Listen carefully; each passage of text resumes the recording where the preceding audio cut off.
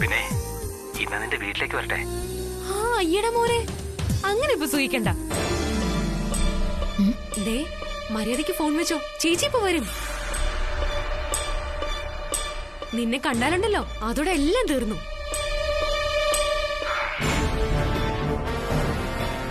എന്നാ പിന്നെ നീ എനിക്ക് സാധാരണ തരുന്ന സംഗതി ഇല്ലേ?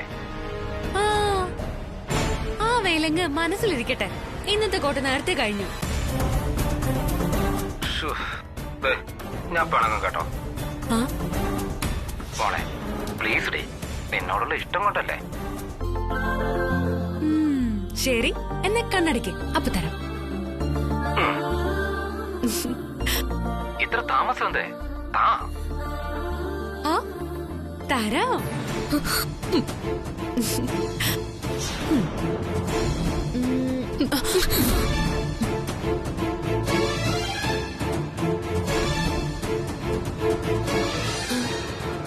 ചേച്ചി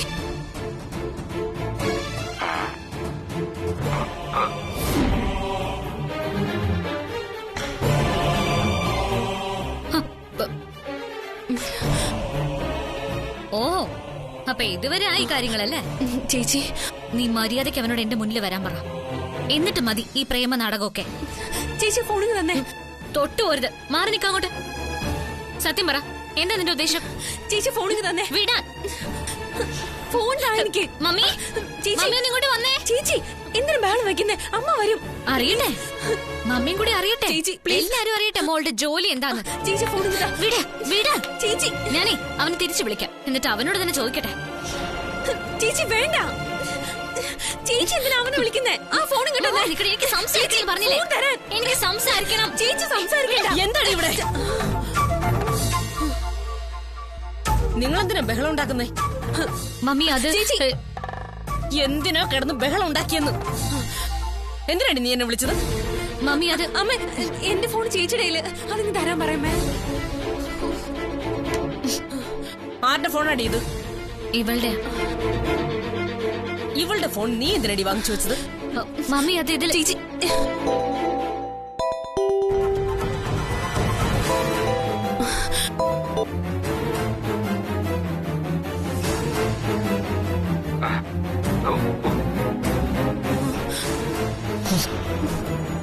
ആരാടി ഇവൻ? കണ്ടോ, മമ്മി ചോദിച്ചിട്ടില്ലേ ഇതിപ്പോ എന്റെ ആരാന്ന്? അമ്മയുടെ ചേച്ചിയുടെ ക്ലാസ്മേറ്റാ. ആ ചേട്ടന്റെ കല്യാണം ക്ഷണിക്കാൻ വേണ്ടി വിളിച്ചതാ. നേരത്തെ വിളിച്ചപ്പോ ചേച്ചി ഫോൺ എടുത്തില്ല, അതുകൊണ്ട് ഇപ്പൊ വീണ്ടും തിരിച്ചു വിളിക്കാ. അമ്മ ഫോണിൽ തന്നെ. എടി, പെൺകുട്ടികളായാൽ അച്ചടക്കത്തോടെ പെരുമാറണം. അമ്മന്ന് പോയേ, എന്റെ ചേച്ചിക്ക് ഒരു കുഴപ്പമില്ല. ചേച്ചിയെ നല്ല അച്ചടക്കത്തോടെ തന്നെ ജീവിക്കുന്നേ. ഒരൊറ്റെണ്ണം വച്ചെന്നുണ്ടല്ലോ, ഒത്താശ പറയാൻ വന്നേക്കുന്നു. ഒരു കാര്യം ഞാൻ പറഞ്ഞേക്കാം, ഇവളെ കണ്ടുപഠിക്കാൻ നിൽക്കണ്ട. നിന്റെ ജീവിതം കൂടി നശിച്ചു പോവും. എടി, നിന്നെ കൊണ്ട് ഒരു നല്ല കാര്യം ചെയ്യാൻ പറ്റില്ല.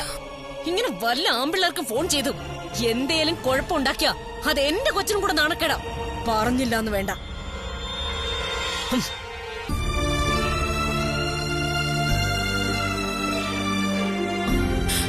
സോറി ചേച്ചി, ഞാൻ കാരണം ചീത്ത കേട്ട ചേച്ചിയാ. അത് സാരല്ല, എനിക്കതിലൊന്നും വിഷമമില്ല. പിന്നെ ഇത് നിന്റെ ഫോണാണെന്നും നിന്റെ ബോയ് ഫ്രണ്ടാണ് വിളിച്ചതെന്നും പറയാൻ എനിക്ക് അറിയാഞ്ഞിട്ടൊന്നുമല്ല. തൽക്കാലത്തേക്ക് മമ്മി ഇത് അറിയണ്ടെന്ന് കരുതി. അതുകൊണ്ടാ മമ്മി പറഞ്ഞത് മുഴുവൻ ഞാൻ കേട്ടത്. മമ്മിയുടെ നല്ല കുട്ടിയല്ലേ, അത് അങ്ങനെ തന്നെ ഇരുന്നോട്ടെ.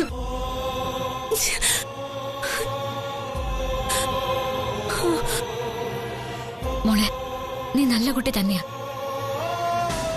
ചുറ്റിലും നടക്കുന്ന ചതികളെ കുറിച്ചൊന്നും നിനക്കറിയില്ല. അറിഞ്ഞുകൊണ്ട് നീ ഒരു തെറ്റും ചെയ്യില്ലെന്ന് എനിക്കറിയാം. പക്ഷെ അബദ്ധത്തിലാണെങ്കിൽ പോലും അങ്ങനെ എന്തെങ്കിലും സംഭവിച്ച അത് പിന്നെ ഞങ്ങൾക്ക് ആർക്കും താങ്ങാൻ പറ്റില്ല. നിന്നെ ഞങ്ങൾക്ക് അത്രയ്ക്ക് ഇഷ്ടമായതുകൊണ്ടാ. ചേച്ചി, ഒരാളെ ഞാൻ ഇഷ്ടപ്പെട്ടു പോയി, സ്നേഹിച്ചു പോയി. അല്ലാതെ ഞാൻ ഒരു തെറ്റും ചെയ്തിട്ടില്ല. ചേച്ചിയുടെ വിവാഹം കഴിഞ്ഞാൽ ഉടനെ അവൻ നേരിട്ട് ഇവിടെ വരും. അച്ഛനോടും അമ്മയോടും സംസാരിക്കും, എന്നെ വിവാഹം കഴിക്കും. അതെനിക്ക് ഉറപ്പാ ചേച്ചി. സ്നേഹിക്കുന്നതോ അയാളുടെ കൂടെ ജീവിക്കാൻ ആഗ്രഹിക്കുന്നതോ ഒരു തെറ്റല്ല. പെൺകുട്ടികളായ അത്തരം ആഗ്രഹങ്ങളൊക്കെ സ്വാഭാവിക. പക്ഷെ ഒരാളിനെയും വിവാഹത്തിന് മുൻപ് ഒരിക്കലും പൂർണ്ണമായിട്ട് വിശ്വസിക്കരുത്. ഫോണിലൂടെ പോലും പരിധി വിട്ട് സംസാരിക്കുകയും പെരുമാറുകയും ചെയ്യരുത്. നമ്മൾ സംസാരിക്കുന്നതൊക്കെ നമ്മൾ മാത്രമേ കേൾക്കുന്നുള്ളൂ എന്ന് നമ്മുടെ വിശ്വാസം മാത്രം. പക്ഷെ സത്യം അതൊന്നുമല്ല. എവിടെയൊക്കെ വരുന്ന ആരൊക്കെയോ എല്ലാം കാണുകയും കേൾക്കുകയും ചെയ്യുന്നുണ്ട്. അത് ഓർമ്മ വേണം. അങ്ങനെ എവിടെയെങ്കിലും വീണ് നശിക്കാൻ എന്റെ അനിയത്തെ ഞാൻ സമ്മതിക്കില്ല. ചേച്ചി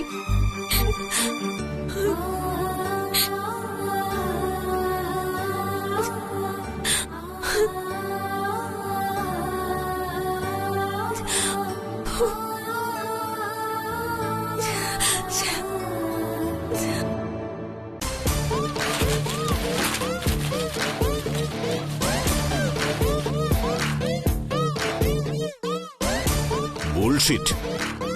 ഈ നോൺസെൻസിന് പ്രപ്പോസൽ എന്നാണോ പറയാ? പുതിയ ബ്രാഞ്ചസിന്റെ പ്രോജക്ട് തയ്യാറാക്കാൻ പറഞ്ഞ ഇതാണോ ചെയ്യുന്നത്? ക്വാളിറ്റി കൺട്രോൾ ബോർഡിന് കൊടുക്കാനുള്ള നോട്ട് തയ്യാറാക്കാൻ പറഞ്ഞാൽ നിങ്ങൾക്ക് ആർക്കും അത് അറിയില്ലേ? ഞാൻ വളരെ ശ്രദ്ധിച്ചാണ് ഇത് പ്രിപ്പയർ ചെയ്തത്. എന്ത് പ്രിപ്പയർ ചെയ്തു? പഴയ പ്രപ്പോസലിന്റെ കോപ്പി അതേപോലെ സിറോക്സ് എടുത്ത് ഫയൽ ചെയ്തു. ശ്രീറാം, നീ ഇത് ക്രോസ് ചെക്ക് ചെയ്തില്ലേ? ലാസ്റ്റ് വീക്ക് ഫുൾ ബിസി ആയിരുന്നോണ്ട് എനിക്കത് ശ്രദ്ധിക്കാൻ കഴിഞ്ഞില്ല. കുറച്ചുകൂടി സമയം കിട്ടുമെന്ന് ഞാൻ കരുതിയത്. ഒരു 2-3 ദിവസത്തെ സമയം കൊടുത്താൽ മതി, അവനത് ശരിയാക്കിക്കോളൂ. 30 ദിവസം കൊണ്ട് ശരിയാകാത്തത് എങ്ങനെ 3 ദിവസം കൊണ്ട് ശരിയാവും?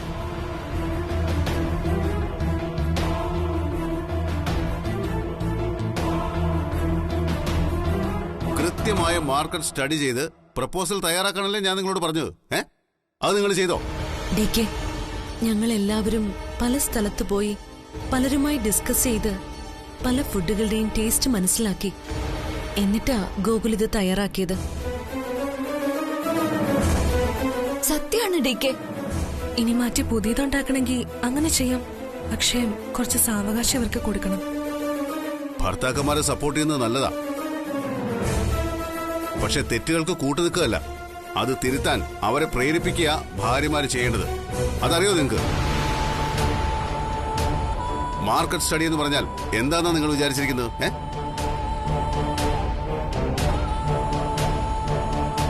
പുതിയൊരു റെസ്റ്റോറന്റ് തുടങ്ങുമ്പോഴും നമ്മളുടേത് മാത്രമായ എന്തെങ്കിലും സ്പെഷ്യൽ രുചി ഉണ്ടാവണം. മറ്റാർക്കും കൊടുക്കാൻ കഴിയാത്ത രുചി. എന്നാലേ കസ്റ്റമേഴ്സ് കടയിലേക്ക് വരൂ. ഇതൊന്നും പഠിക്കാതെ പഴയ വീഞ്ഞ് പുതിയ കുപ്പിയിൽ നിറച്ചോണ്ട് വന്നിരിക്കുക. ഞങ്ങളിങ്ങനെ വില കുറച്ച് കാണരുത്. ആത്മാർത്ഥമായിട്ട് തന്നെയാ ഞങ്ങളെല്ലാം ജോലികൾ ചെയ്യുന്നത്. ഇതൊരു ജോലിയായി മാത്രം കാണുന്നതാണ് നിങ്ങളുടെയൊക്കെ പ്രശ്നം. ഇത് സ്വന്തം ബിസിനസ്സും ജീവിതമാണെന്ന് കരുതി ഇഷ്ടത്തോടുകൂടി ചെയ്തു നോക്ക്, റിസൾട്ട് ഉണ്ടാവും. ഇതൊന്നും ചെയ്യാൻ വയ്യെങ്കിൽ 3 പേരും ഭാര്യമാരെ നോക്കി വീട്ടിലിരുന്നാ മതി. അവർക്കത് വലിയ സന്തോഷാവും. അതുമല്ലെങ്കിൽ അവര് ചെയ്യുന്ന മണ്ടത്തരങ്ങൾ തടയാനെങ്കിലും പറ്റും. ഞങ്ങൾ എന്ത് മണ്ടത്തരങ്ങൾ ചെയ്തെന്നാ DK പറയുന്നത്? ഈ വീടിന്റെ നല്ലതിനു വേണ്ടിയാ ഞങ്ങൾ ഓരോരോ കാര്യങ്ങളും ചെയ്യുന്നത്. അതിനെ മണ്ടത്തരമെന്ന് പറഞ്ഞ് താഴ്ത്തി കെട്ടുന്നത് ശരിയല്ല. മായ, കാര്യങ്ങൾ കുറച്ചുകൂടി സൂക്ഷ്മതയോടെ ചെയ്യാൻ കഴിയുന്നവളാ നീയെന്നാ ഞാൻ ഇതുവരെ കരുതിയിരുന്നത്. ഇവരെയൊക്കെ നേർവഴിക്ക് നടത്തേണ്ട നീയും ആ മണ്ടത്തരങ്ങൾക്ക് കൂട്ടുനിൽക്കണം. ഒരു വട്ട് പെണ്ണിനെ എനിക്ക് വേണ്ടി കല്യാണം ആലോചിച്ച് എന്നെ നാണം കെടുത്തില്ലേ നിങ്ങള്? ആ പെണ്ണിന്റെ മുമ്പിൽ ഞാനൊരു വിഡ്ഢിവേഷം കെട്ടി നിൽക്കേണ്ടി വന്നില്ലേ? അവള് പറഞ്ഞ വാക്കുകളൊക്കെ എന്നെ ഭ്രാന്ത് പിടിപ്പിക്കുന്നു.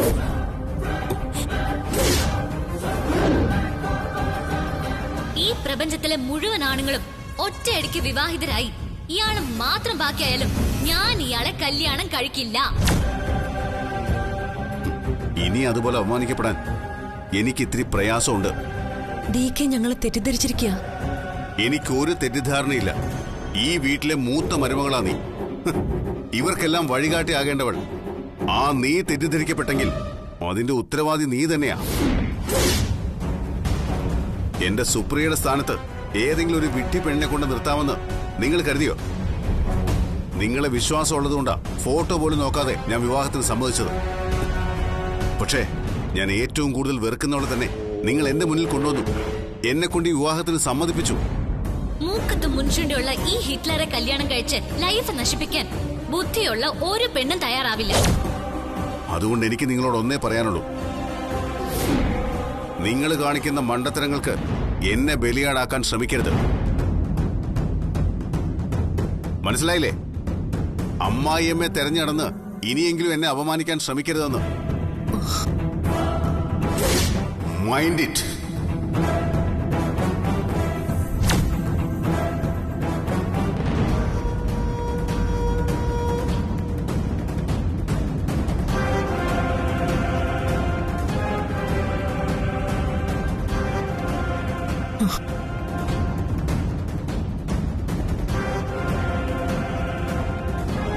ശ്രീറാം, DK പറഞ്ഞിട്ട് പോയത് കേട്ടില്ലേ? ഞങ്ങള് മതി, ഇനി അധികം വിസ്തരിക്കണമെന്നില്ല. നിങ്ങളല്ലേ അവളെ കണ്ടുപിടിച്ചത്. അപ്പൊ ഈ നാണക്കേടിനല്ല ഉത്തരവാദിത്വം നിങ്ങൾ 3 പേർക്കും തന്നെയാ.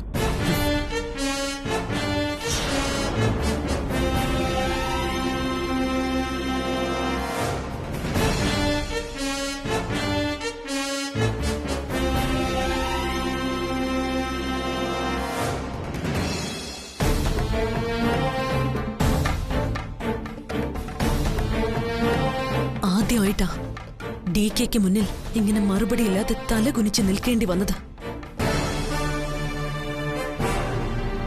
എല്ലാത്തിനും കാരണം അവളാ, ആ ജാനകി അല്ല ജ്യോതിർമയി. അവള് നമ്മളെല്ലാം നാണം കെടുത്തി, കള്ളവേഷം കെട്ടി ഇതിനകത്ത് കയറി നമ്മളെ പറ്റിച്ചു. ഇതിനവളോട് ഞാൻ ക്ഷമിക്കില്ല. ചെറിയ പണിഷ്മെന്റ് അല്ല, വലിയ ശിക്ഷ തന്നെ ഞാൻ അവൾക്ക് കൊടുക്കും. നോക്കിക്കോ, ഈ മായ ആരാണെന്ന് അവൾ അറിയാൻ പോകുന്നതേയുള്ളൂ.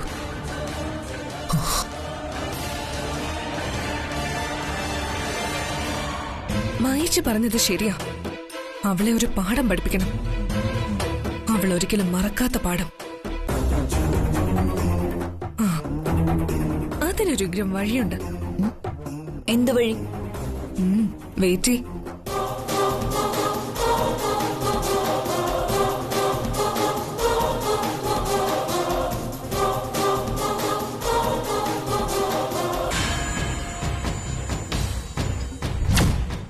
ഹലോ, എനിക്കൊരു കാര്യം പറയാനുണ്ട്. ഞാൻ എന്ത് കാര്യം പറയുന്നു അതുപോലെ തന്നെ ചെയ്യണം.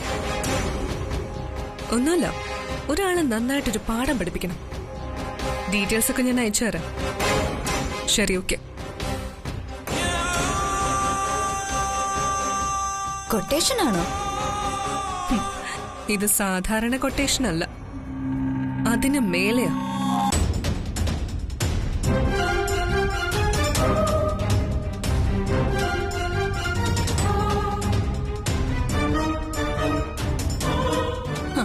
അടിപൊളി.